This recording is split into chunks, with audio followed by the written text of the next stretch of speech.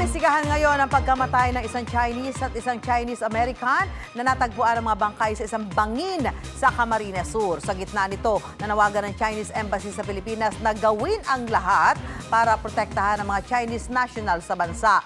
Yan ang dambuhalang balitang inalam ni Chino Gaston.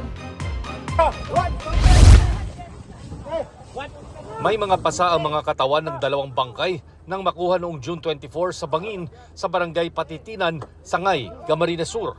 Parehong nakabalot sa kumot ang katawan ng mga biktima na isang Chinese at Chinese-American. Sa investigasyon, lumabas na kinidnap sila. Ayon sa pulisya, ang dalawa ay mga negosyanteng kinumbida ng mga kapwa Chinese sa Pilipinas para sa isang business venture.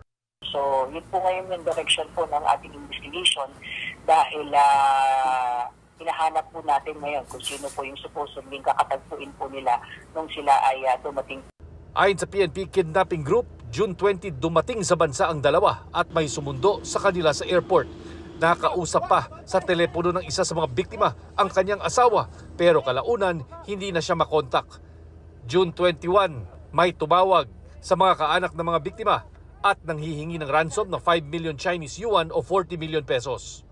Ng June 23 po ay nakipag-ugnayan po yung abogado po ng isa sa mga biktima regarding nga po doon sa isa sa mga nawawalang biktima. At then nung June 24 po ay naka-receive po sila ng information po sa provincial director po ng Camarines Sur at informing them na may dalawa nga pong found na dead body. Kinumpirma ng Chinese Foreign Ministry na dinukot at pinatay ang isang kababayan nila, ang Chinese Embassy, na nawagang gawin ang lahat para protektahan ang mga Chino sa bansa. Sabi ng Presidential Anti-Organized Crime Commission na pagkasunduan sa pulong ni na Executive Secretary Lucas Bersamin at Chinese Ambassador Huang Xilian na palakasin ang laban kontra transnational crime.